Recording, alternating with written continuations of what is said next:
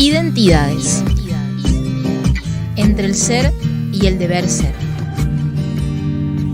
Qué alegría me da saber que estás del otro lado, escuchando y o mirando, porque en este ciclo de entrevistas que ya es un producto y que llamamos Identidades entre el ser y el deber ser, nos habíamos propuesto invitar personajes anónimos y no tan anónimos.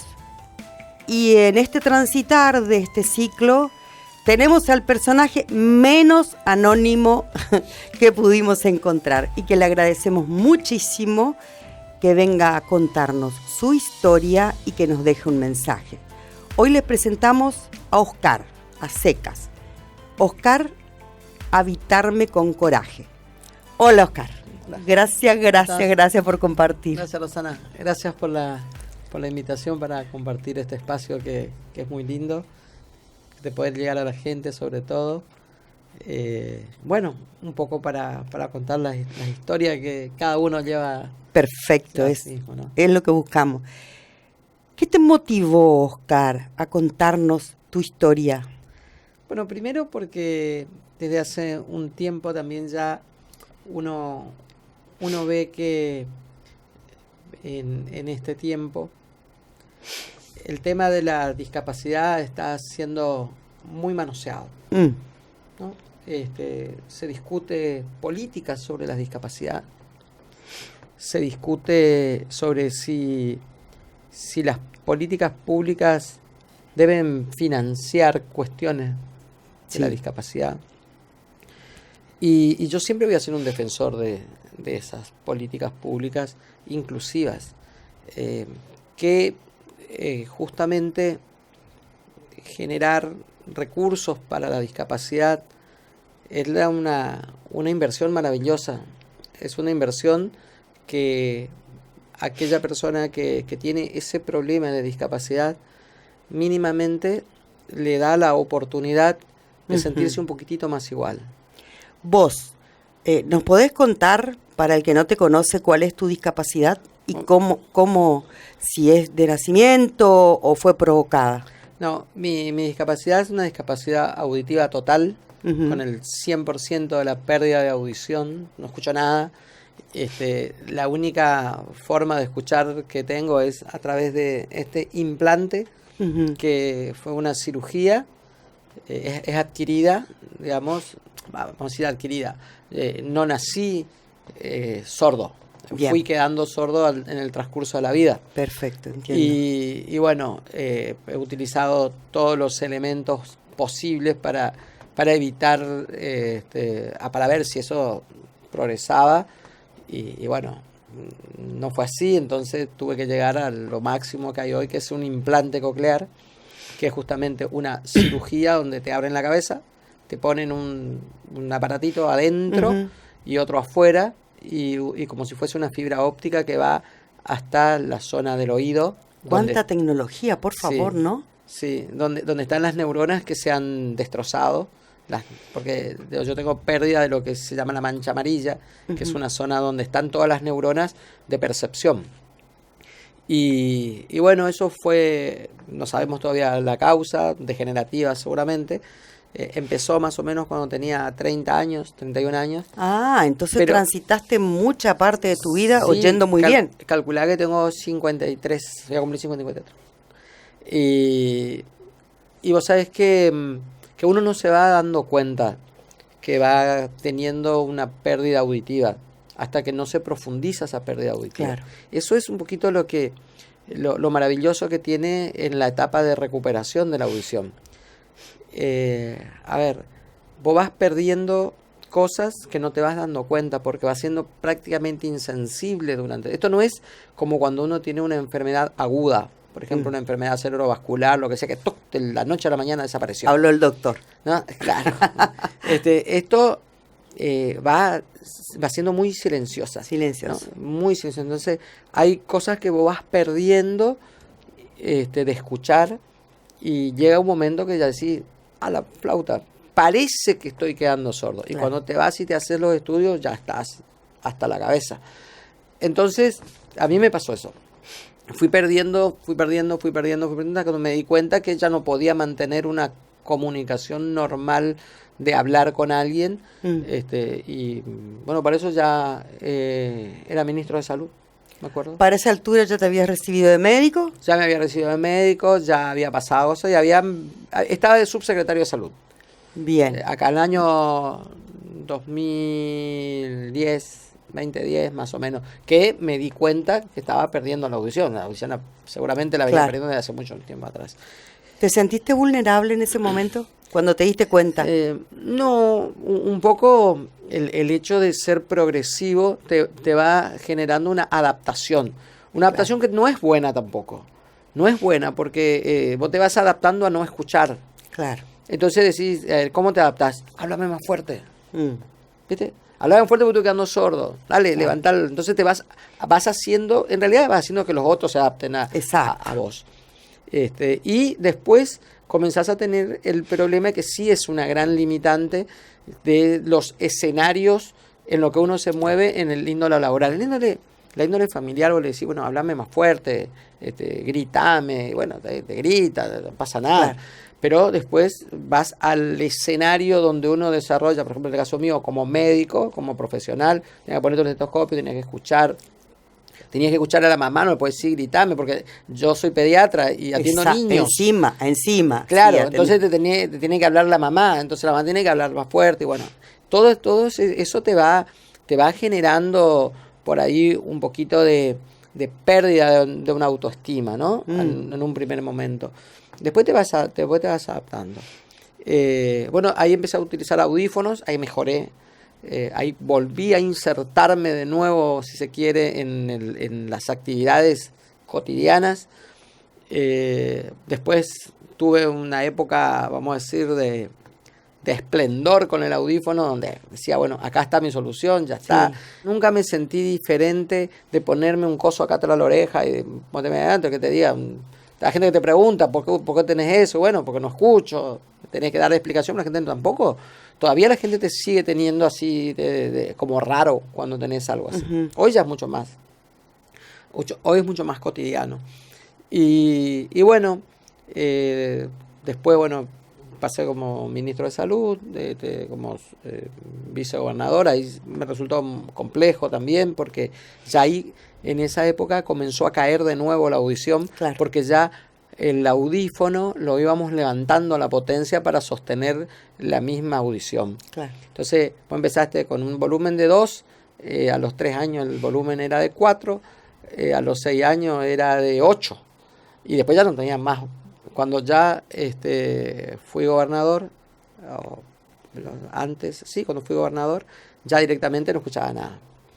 Estaba con audífonos y ya se planteó la posibilidad de la posibilidad del implante, ¿no? Y ¿qué vino? La pandemia. La pandemia fue terrible para mí. Fue terrible porque tenía la responsabilidad de gobernar la provincia y estábamos en una época donde se usaban los barbijos. Entonces porque vos lees los labios también. Es que leo los labios. Más allá de la audición que uno puede tener hoy con el implante, yo te leo los labios, después te tengo que mirar. Sí. Y que con el barbijo para mí fue de terror, claro. Fue gobernar esos 2 años, tomar decisiones, a veces en una charla con gente que no le podía decir sacate el barbijo, porque si sacate el barbijo, escuchame, si vos me estás diciendo que me ponga el barbijo. Exacto. Qué contradicción. Y lo mismo pasaba con las videollamadas, ¿no? La videollamada me costaba horrores, más allá de que podía leer los labios, pero acordate que el Meet y Zoom, todo eso, por ahí tienen algún delay, y bueno, ¿sabes qué? Era muy, muy, muy difícil. Si me preguntás los años más difíciles que pasé, como un poquito angustiado, fueron los años de pandemia, ¿no? Por esa cuestión de no poder comunicarme. Por lo que nos estás contando y por lo que escuchamos, vos te pusiste muchas armaduras para soportar esto, pero también las otras armaduras te las dio la sociedad, ¿no es cierto? Sí. Y la gente, porque la gente se va adaptando, sí. Lo tuyo fue gradual. Sí, lo más importante es no esconder lo que tenés. Bien. ¿No? Es poder aceptar dónde estás. ¿no? Y esto vale muchísimo porque por ahí uno lo esconde por una cuestión estética, porque tiene vergüenza, otro lo esconde porque no le gusta que le digan sordo, porque es como discriminativo, pero no lo es. O sea, hay muchas cuestiones en las que uno, si desde el primer momento vos aceptás lo que tenés y sabés que tiene solución, o no en algún caso, pero si sabés que tiene solución, es mucho más fácil, porque la sociedad misma te entiende, y yo ya donde llegaba decía, bueno, mire, hablaré más fuerte, te decían. Entonces, o te incorporaban bien a las reuniones. A mí me tocaba reuniones con gobernadores en una mesa grande donde hablaba uno que estaba en una punta sin micrófono y tenía que escucharlo.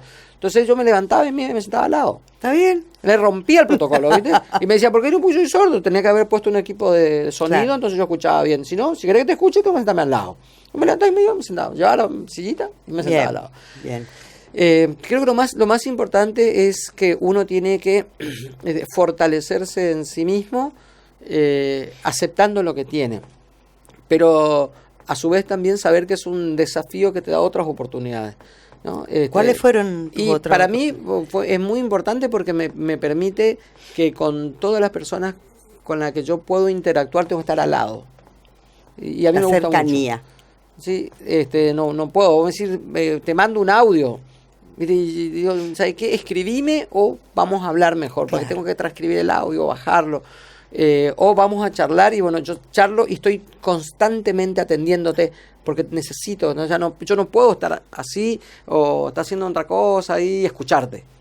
Entonces a mí también me gusta mucho eso, me ha generado desde hace 10 años o un poquito más, me generó una etapa de mi vida que me permite tener más comunicación, o sea, escucho más siendo discapacitado auditivo que si no lo hubiese sido. Perfecto. A nosotros nos viene muy bien lo que nos estás transmitiendo hoy, porque esto que estamos haciendo literalmente se trata de escuchar a la gente, de escuchar lo que necesita y de escuchar qué nos piden al Poder Judicial. Es súper desafiante lo que estamos haciendo, por eso te agradecemos un montón. Te felicito porque diste vuelta a una vulnerabilidad y la volviste una fortaleza. En una fortaleza, sí. Porque el hecho de estar cerca es lo que más le gusta a la gente. Sí, mucho. Fíjate vos que ayer, por ejemplo, se implantó una nena. O antes de ayer una nena, una mamá que me mandó un mensaje y me puso, bueno, mi nena se llama tanto y ella va a ir a un implante, y me dice, me gustaría que charle con vos. Bueno, venite, estoy en la cámara, y tuve una charla maravillosa, y la nena esta semana se implantó. Fantástico. Mi vida. Se implantó y está muy bien, nos pudimos comunicar con mensajitos, y como yo le decía, empieza una nueva vida, porque vos fíjate, si vos me decís, ahí es como que retrotraje el tiempo 15 años atrás.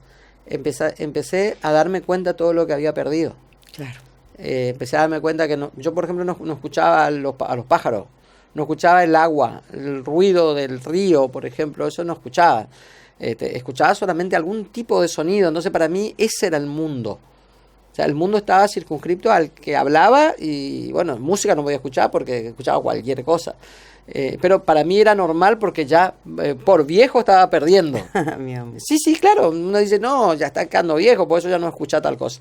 Y después que me implanté, cambió la cosa. Volví a escuchar los pájaros, volví a escuchar el agua, volví a escuchar otras cosas que me di cuenta que antes, que había perdido 10 años prácticamente. No, bueno, pero no podía implantarme todavía. Yo recuerdo siempre que vos lo tomás con mucho humor también.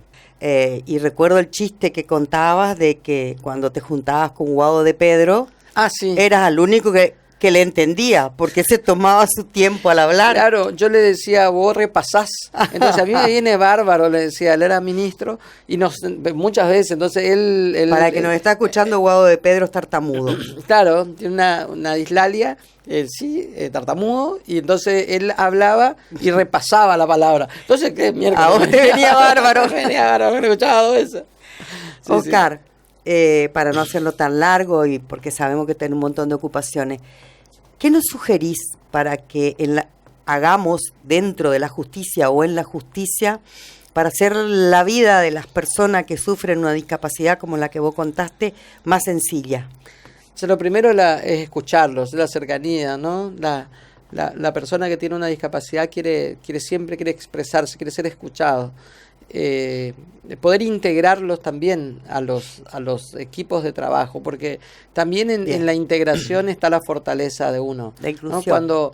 Cuando a vos te integran, vos no te sentís diferente, ¿no? Y en esa integración también, ¿no?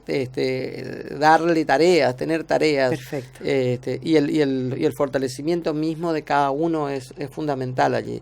Yo creo que el Poder Judicial tiene un enorme potencial porque están acostumbrados a escuchar sí. Muchas cosas.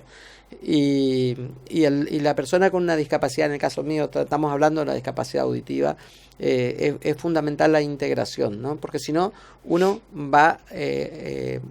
solo tiende a aislarse. Y de ser pacientes.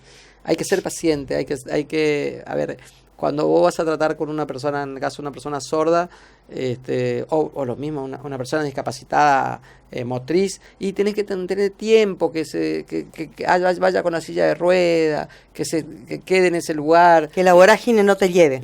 Claro, no tenés que estar apurado, ¿no? No tenés que estar apurado. Porque justamente el interés que uno le despierta a eso es lo que lo fortalece al otro.